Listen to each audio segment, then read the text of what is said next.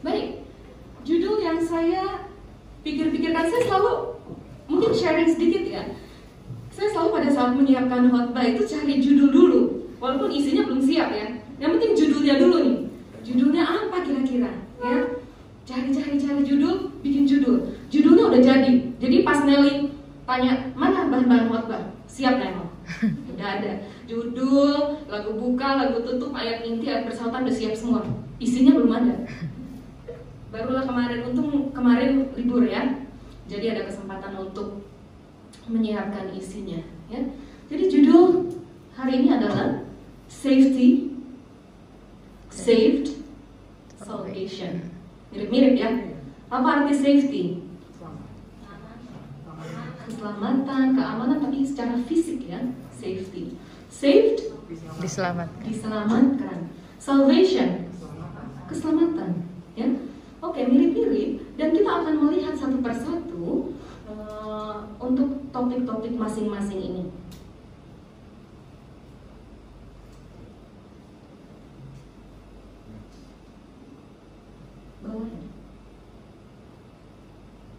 Oke, kita mulai dengan topik yang pertama, safety. Safety first.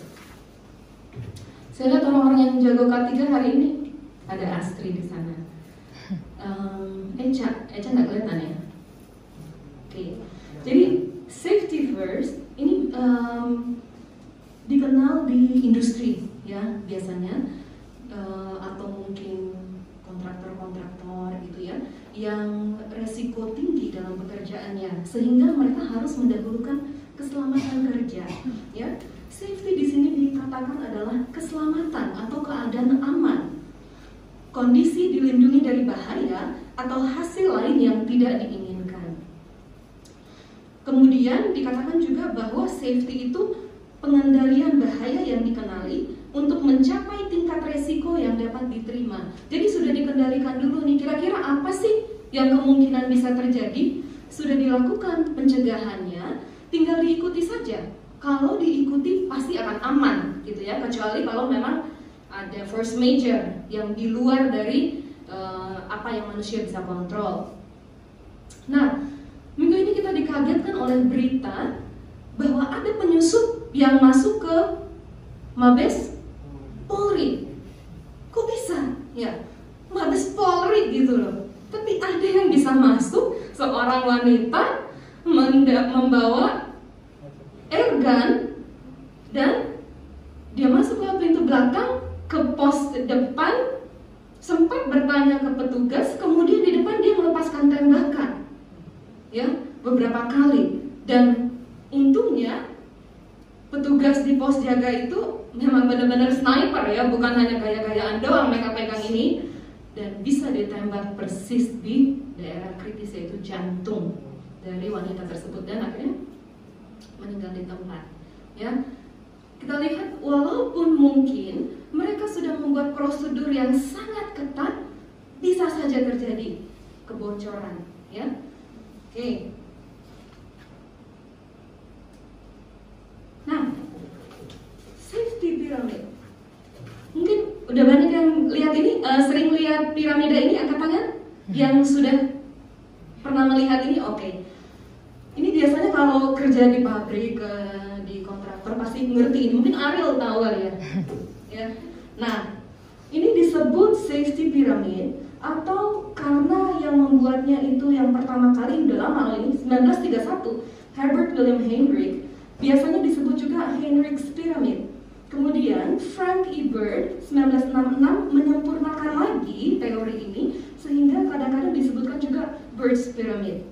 Ya, bisa Heinrich atau Bird's Pyramid. Nah, teori ini diperkenalkan pada saat si Heinrich ini adalah bekerja di perusahaan asuransi. Dia bekerja di perusahaan asuransi dan dia melihat klaim-klaim kecelakaan kerja itu banyak sekali. Dan dia berusaha, aduh, kasihan juga ya. Kenapa mereka harus misalkan mengalami kecelakaan pada saat bekerja? Dan ada yang fatal, ya, tentunya ada yang fatal. Bukan hanya kecelakaan minor atau major, tapi ada juga fatality atau kematian. Jadi dia berusaha untuk bagaimana mencegahnya. Dia mensurvei 75.000 kecelakaan yang terjadi pada saat itu. Kemudian dia coba kaitkan mengapa kecelakaan itu terjadi, dan dia bikin piramidanya. Jadi piramidanya ini sebenarnya mengaitkan dari atas sampai ke bawah. Death ini penyebabnya apa sih? Kenapa terjadi death ini? Oh, waktu itu tuh sebenarnya ada 10 serious accident, tapi gak diperhatikan dan tidak dibuat mitigasinya, bagaimana pencegahannya. Tetap seperti itu sehingga akhirnya terjadilah satu kematian. Nah, 10 serious accident ini berasal dari mana? Oh, ini berkaitan dengan 30 minor accident. Sebenarnya ada yang minor juga, mungkin hanya kepotong atau kegencet drum, ya lumayan juga ya. Tapi ya dianggap minor lah, hanya bantuan P3K aja udah cukup gitu. Dianggap minor terus nggak terlalu diperhatikan. Nah, 30 minor accident ini dari mana? 600 near misses, nyaris ya, kecelakaan yang nyaris terjadi. Contohnya nggak diperhatikan di situ bahwa ada biasanya suka ada palet ya, kalau di pabrik tuh palet dari kayu setinggi ini. Jadi kalau jalan nggak memperhatikan bisa kesandung. Nah, nyaris near miss. Nah, rupanya ada 600 near miss yang terjadi, tapi nggak pernah dilaporkan. Nah, 600 near miss ini berasal dari mana? Unsafe act, kelakuan yang tidak aman, tidak selamat. Misalkan jalan di pabrik, udah tahu pabrik lagi rame, pakai handphone, itu kan behavior yang tidak safety ya. Jadi sesuatu yang sebenarnya bisa dikontrol dengan mengganti behavior kita. Nah, ini loh yang dibuat oleh Hendrik dan disempurnakan oleh Bird, ya, bahwa sebenarnya kalau ini bisa di-identify atau di-training dulu nih orang-orang, kalian harus punya behavior yang aman. Nanti near miss ini akan berkurang. Dengan berkurangnya near miss akan berkurang juga minor accident. Karena apa? Mereka aware ya, mereka memahami, oh jangan lakukan itu, bahaya. Dan tentunya yang sampai ke atas pun diharapkan tidak akan terjadi. Begitu. Oke. Nah, sebenarnya bukan hanya behavior aja, tapi di dalam industri-industri mereka berikan tools ya. Jadi ada equipment yang membantu supaya mereka lebih aman. Contohnya yang naik-naik ke atas, mereka dikasih tools keamanan supaya mereka tidak mengalami kecelakaan. Walaupun misalkan terjatuh, tapi mereka tetap aman ya. Banyak tools yang diberikan. Oke, mari kita lihat suatu kejadian yang tahun ini juga baru-baru terjadi. 2021 Texas Power Crisis ya. Salah satu negara bagian di Amerika Serikat adalah Texas. Dan di bulan Februari yang lalu terjadi 3 badai salju yang sangat dahsyat, yaitu tanggal 10-11, terlalu kecil kali ya, 13 sampai 17, 15 sampai 20 Februari ini, mungkin kejadiannya berbarengan ya, 15 sampai 20 Februari 2021. Nah, suhu normal di Texas, kalau kita lihat ini kan salju semua nih, terus mobil-mobil truk semua ini nggak bisa lewat. Nah, suhu normal di Texas sepanjang tahun lah ya, antara 2 sampai 35 derajat Celcius biasanya ya. Di musim dingin mungkin dia akan sampai titik terendah itu 2 derajat Celcius. Tetapi dalam 72 tahun terakhir terjadi badai salju yang sangat dahsyat sampai suhunya minus 19 derajat Celcius. Ya, bayangkan minus 19 derajat Celcius, sangat dingin sekali. Oleh sebab itu terjadi kegagalan pembangkit listrik. Sebenarnya Texas ini punya 3 jenis pembangkit listrik. Mereka ada turbin angin, ya. Yang sudah pernah ke Amerika pasti akan melihat turbin angin itu. Jadi karena padangnya sangat luas, kemudian anginnya juga bisa diandalkan untuk pembangkit listrik, jadi mereka biasanya bikin turbin angin. Kemudian yang pilihan kedua adalah solar PV. Mereka juga punya solar PV yang sangat besar yang mengandalkan sinar matahari, ya, pembangkit listrik tenaga matahari. Dan yang terakhir adalah PLTG, pembangkit listrik tenaga gas. tentunya ini pakai natural gas. Nah, karena suhu yang sangat dingin, otomatis turbin anginnya tidak berfungsi. Solar PV apalagi mataharinya nggak ada. Nah, karena hal itu, rupanya ada mesin yang penting yang mati, yaitu kompresor. Kompresor ini mendorong fuel untuk masuk ke pembangkit listrik tenaga gas mereka.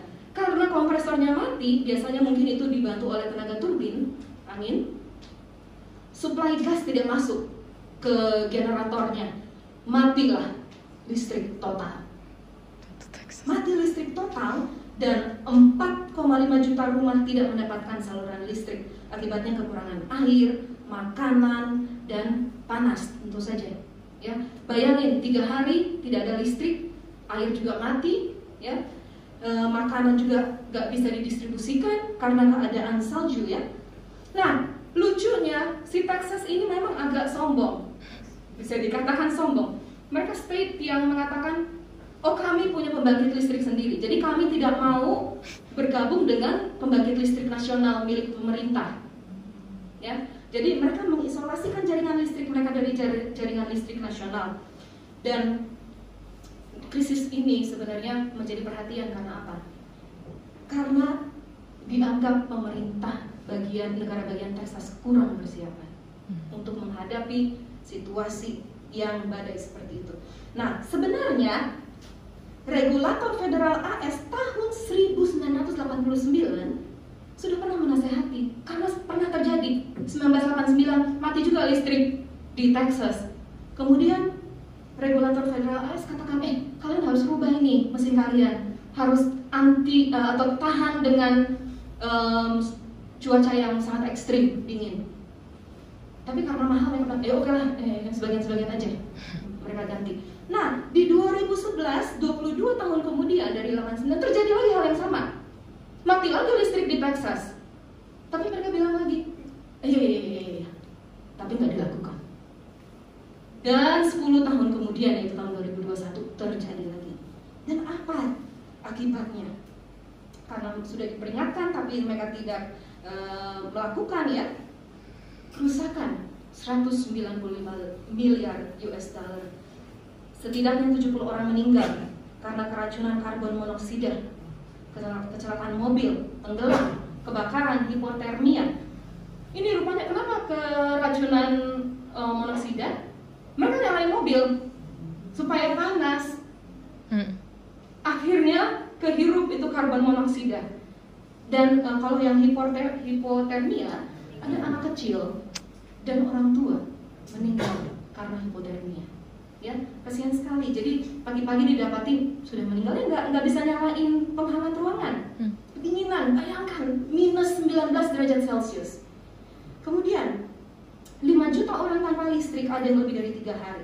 Biaya listrik yang tadinya $50 per megawatt melonjak menjadi $9.000 per megawatt. Ada yang harus bayar listrik $5.000 dalam 1 minggu. Gila. Bayangkan, $5.000 itu kalau di-convert berapa itu? 75 juta ada? Dalam 1 minggu harus bayar segitu. Layanan air terganggu untuk lebih dari 12 juta orang karena pipa beku dan pecah. Jadi pipanya beku, kemudian akhirnya pipanya pecah, kena semua ke bawah ke rumah mereka, dan mereka harus ambil air katanya ke sungai yang tidak beku. Jadi pada ngambil pakai ember, ada yang bawa keranjang sampah yang gede, apa yang itu ya, tempat sampah yang gede untuk isi air, mungkin untuk bersih-bersih atau apa ya. Semua toko tutup, hampir semua, karena tidak ada listrik. Pohon jeruk rusak. Saya punya pohon jeruk ya, Pak Sagala punya pohon jeruk di kampungnya, rusak karena terkena es. Vaksin COVID-19 juga ada yang rusak atau hilang karena mungkin nggak bisa diantar, ya.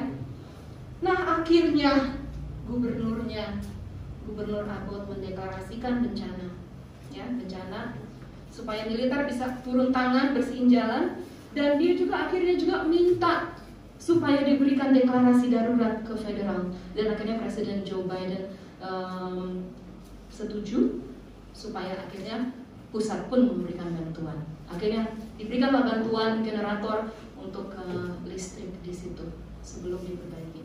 Itulah apa yang terjadi kalau sudah diperingatkan tapi tidak dilakukan. akan terjadi sesuatu krisis yang seharusnya dapat dicegah.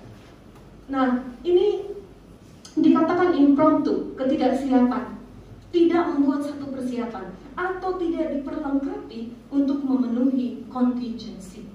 Ya, seharusnya bisa dilihat jauh ke depan. Oh, ini akan begini, ikutin aja. Maka kamu akan terhindar dari bahaya tersebut. Baik, mari kita masuk ke yang berikutnya. Safety sudah, sekarang saved. Sesuai dengan lagu spesial tadi, ya.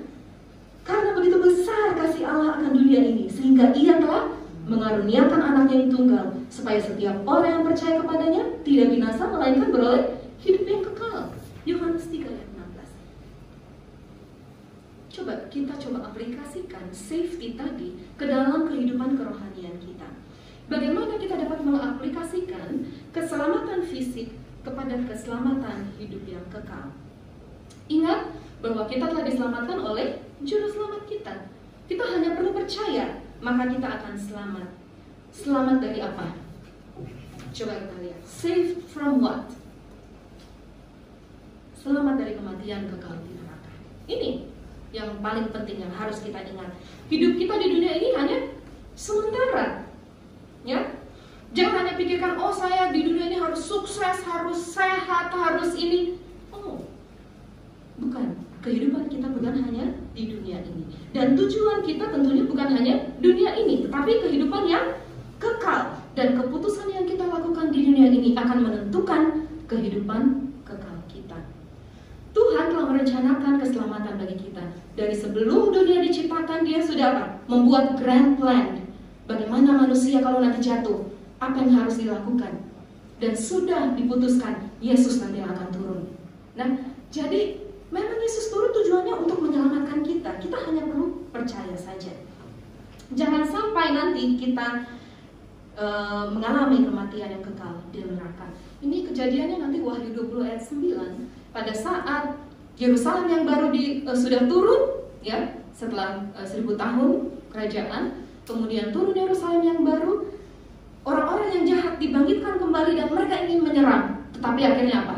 Diturunkanlah api untuk menghanguskan mereka. Jangan itu sampai terjadi kepada kehidupan kita. Apalagi kita diselamatkan dari apa? Selamat dari penghakiman Tuhan. Kita tahu bahwa kehidupan di dunia kita ini seluruhnya dicatat. Dan nanti akan dibuka buku. Bayangkan kita seperti itu nanti. Ada malaikat yang membuka buku, kita berdiri di situ di pengadilan, tetapi Yesus ada di atas untuk sebagai pembela kita. Ya. Jadi akan dilihat semua catatan-catatan. Tetapi kalau kita bergantung kepada Tuhan, walaupun kita dihakimi atas seluruh perbuatan kita, tetapi Tuhan bisa mencoret yang salah itu dan membela kita agar semuanya itu dapat dihapuskan dan kita dapat selamat. Jadi di sini katakan apa? Wahyu 20 ayat 15. Dan setiap orang yang tidak ditemukan namanya tertulis di dalam kitab kehidupan itu, ia dilemparkan ke dalam lautan api itu. Ya. Jadi itu adalah keselamatan yang dijanjikan Tuhan kepada kita. Keselamatan dari neraka, keselamatan dari penghakiman. Baik, kita lanjutkan. Berikutnya, yaitu salvation. Salvation di sini artinya atau konteksnya adalah keselamatan hidup yang kekal, ya. Keselamatan hidup yang kekal. Kalau kita kembali ke bacaan ayat bersahutan kita di Filipi 2 ayat 12 sampai 16 tadi dikatakan kerjakan keselamatanmu. Tapi sebenarnya apa sih? Bukan kita kan yang membuat diri kita selamat. Karena keselamatan itu adalah apa? Karunia, anugerah, hadiah yang seharusnya kita tidak layak menerima. Seperti seorang menawarkan kita diberikan bangunan 15 lantai yang harganya contohnya 1 triliun. Tapi uang kita hanya ada 100.000. Bayar saya 100.000, saya akan kasih kamu gedung ini 1 triliun. Layak gak kita dapat itu? Nah, seperti itulah kasih karunia. Itu adalah anugerah dari Tuhan, hadiah yang kita tidak layak untuk peroleh, ya, tetapi Tuhan berikan kepada kita. Namun Tuhan menuntut Ada bagian loh yang kalian harus lakukan.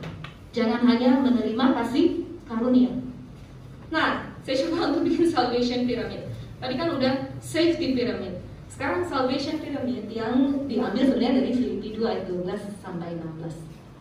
Apa yang pertama? Kalau kita baca di ayat 12, hai saudara-saudaraku yang kekasih, kamu sudah taat sebenarnya, kamu sudah senantiasa taat. Nah, surat Paulus kepada Filipi ini dia tulis pada saat masih di penjara, ya. Dan kemudian kelihatannya keputusan eksekusi Paulus ini sudah dekat, sehingga akhirnya dia memutuskan saya harus kirim nih surat ke Filipi, mengingatkan mereka, ya, mengingatkan mereka. Jemaat-jemaat di Filipi, coba ingat ini katanya. Kamu senantiasa taat, karena itu tetaplah kerjakan keselamatanmu dengan takut dan gentar. Ya, sebenarnya kan Allah yang mengerjakan dalam kamu, tapi kamu juga ada andil. Apa maksudnya ini? Rupanya ayat ini dianggap sebagai satu teori yaitu kebebasan dalam memilih. Ya, jadi walaupun kita sudah diselamatkan, tetapi manusia itu memiliki kebebasan untuk memilih. Dia mau seperti apa? Inilah kebebasan untuk memilih. Makanya dikatakan kamu harus tahu konsekuensi itu dari dosa itu apa.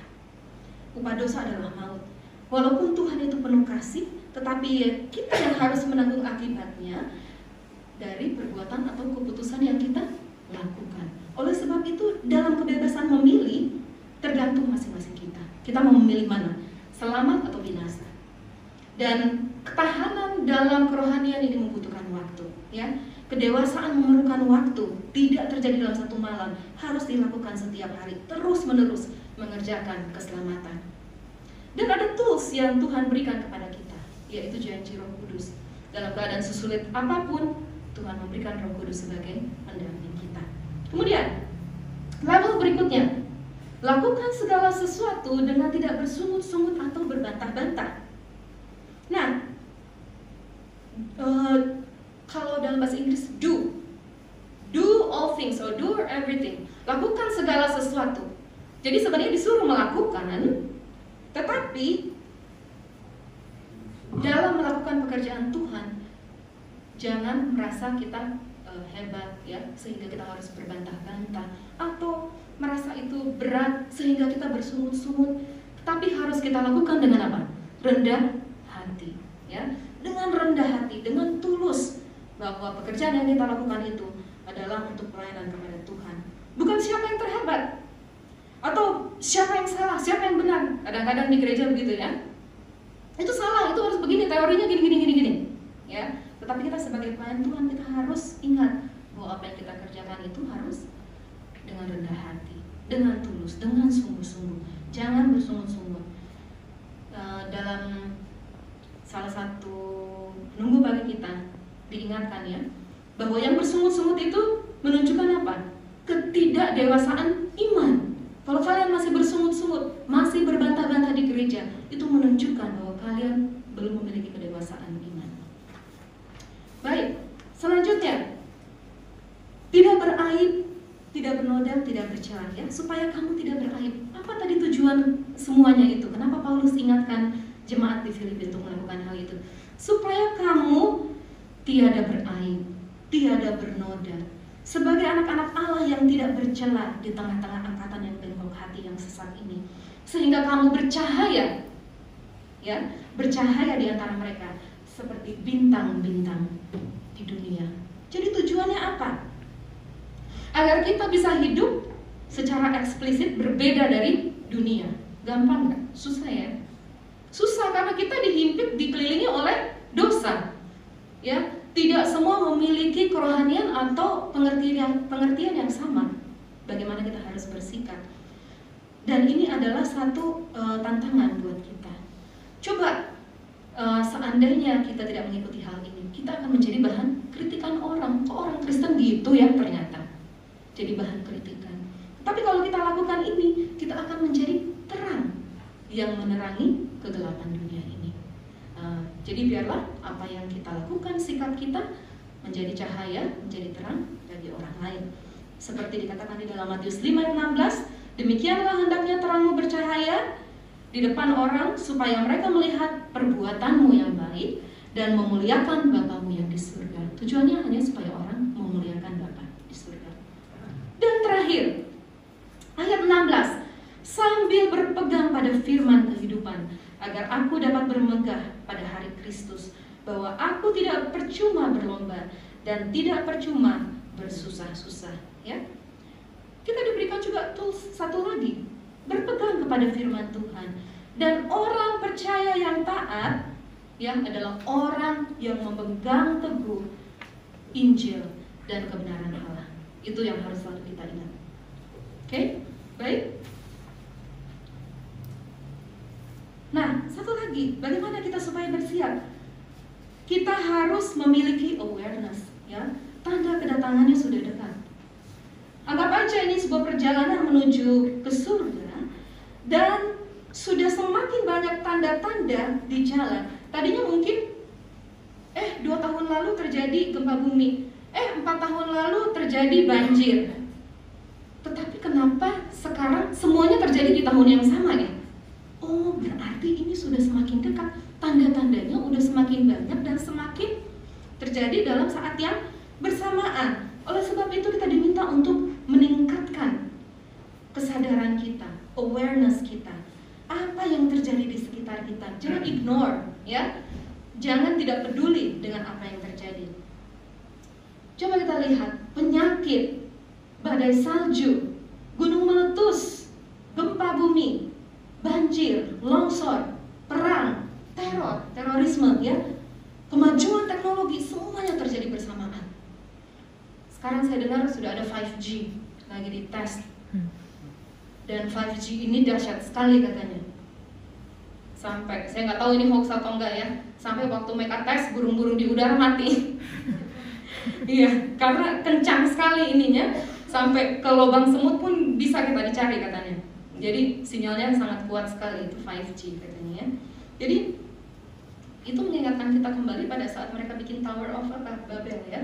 Mereka ingin menyamai yang Maha Kudus, dan katanya 5G ini nanti mau dipakai untuk apa? Menutupi dunia ini, menyelimuti dengan cuaca supaya nggak panas banget, gitu. Kan luar biasa sekali. Mereka mau mengalahkan Tuhan, ya. Nah, ini juga mengingatkan saya pengalaman dulu pada saat tiket KRL itu diganti jadi tiket TAP, ya, CL, komuter lain. Tadinya KRL harus beli tiket tiap pagi ke loket, gitu, ya, atau beli abonemen, gitu. Nah, beberapa bulan sebelumnya mereka sudah amarkan, ini nanti mau diganti loh sistemnya pakai tap. Sudah ditaruh mesin-mesinnya di situ. Wah, ini nanti mau bikin tap nih, tapping gate, gitu, ya. Kemudian petugas-petugasnya udah semakin dekat nih, udah mau efektif tanggalnya. Petugasnya udah mulai nawarin, ini mau beli tiket ini. Cuman memang orang banyak yang sibuk, ya, sibuk, dan mereka tidak aware apa yang terjadi, ya. Nanti aja lah, ya, tunggu, sampailah akhirnya efektif tanggal tersebut, panik semua, loket tutup semua, gak ada yang jualan tiket. Gimana ini? Oh iya, mesti beli kartu tap. Di sana kartu tapnya, antrinya panjang, ya. Jadi waktu itu saya datang sama Roland pagi-pagi, karena kita udah beli sebelumnya, karena kan udah dibilang ayo beli. Nah, kita sudah beli. Kita lihat, ini antrian apa nih, panjang banget. Oh, rupanya antrian beli tiket CL. Dan aku dengan Roland dengan lenggang kangkung masuk. Mohon maaf ya semua yang ngantri, kita masuk. Nah, itu gimana perasaannya? Padahal sudah dikatakan sebelumnya, jauh-jauh hari, hei, mau begini, tapi kadang berat telinga kita, ya, untuk mendengar apa yang terjadi. Kita nggak memperhatikan apa yang terjadi. Nah, jangan sampai kita seperti itu, ya. Kedatangan Tuhan sudah dekat, jangan kita terlena, terlalu sibuk. Memang sibuk kita, bekerja, belajar, mau dapat yang terbaik, tapi jangan lupa keselamatan kita juga sangat penting. Oke, sebagai penutup saya akan membawakan satu ilustrasi mengenai Clarence Jackson. Ada yang pernah dengar cerita mengenai dia?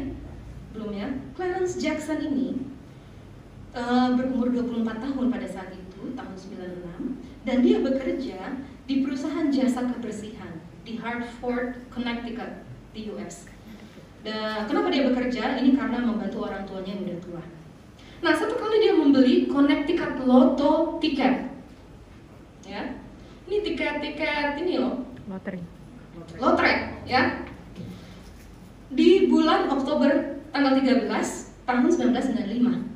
Oktober 13 1995. Nah, bapaknya sakit, kemudian tiketnya ini tergabung dengan kwitansi rumah sakit, dan di rumah sakit ini tiket ini.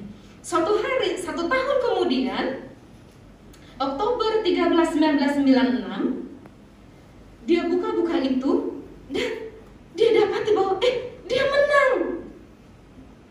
Dan harusnya dapat 5,8 juta US. Waduh, jam berapa ini?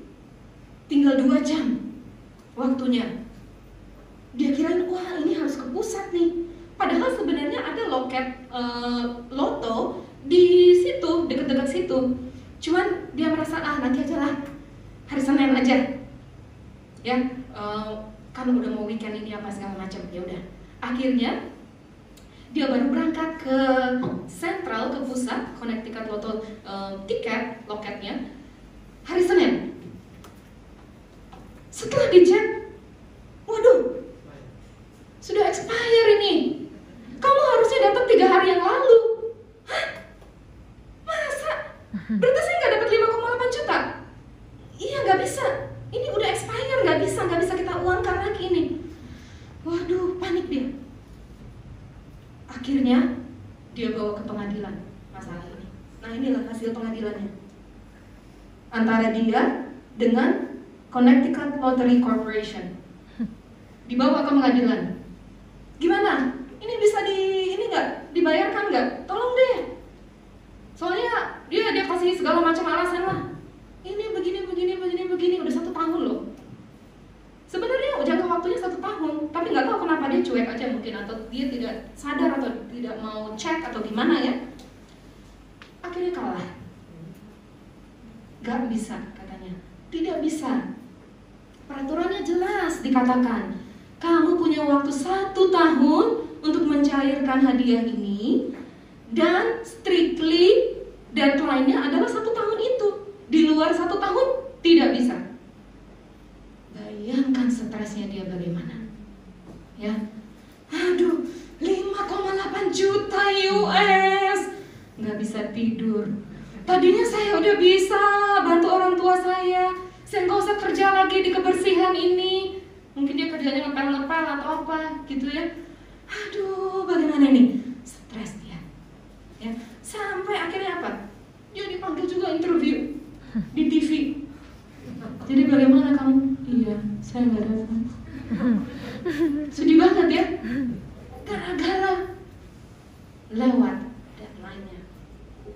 Cuman akhirnya ada sisi positifnya juga untuk Jackson, ya. Akhirnya dia katakan, udahlah, mau apa lagi? Gak bisa.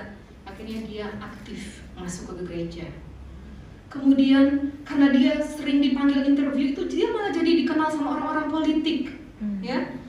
Dan dia malah katakan, apa gunanya sih katanya ya, memperoleh seluruh dunia tapi dia kehilangan nyawanya. Udahlah, katanya, Anda bisa kehilangan uang dan mendapatkan uang lagi, sama dengan kekuasaan dan ketenaran, tapi keselamatan itu kekal, ya. Jadi dia memutuskan untuk dibaptis, memutuskan untuk aktif di gereja, dan akhirnya malah dia ditawarkan untuk posisi politis, ya.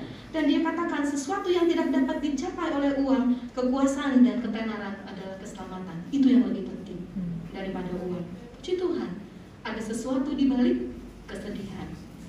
Baik, kesimpulan bagi kita, berjagalah, Tuhan sudah mau datang, ya. Make a goal in your life to be saved and receive salvation. Kiranya kehidupan kekal menjadi bagian kita semua. Tuhan memberkati.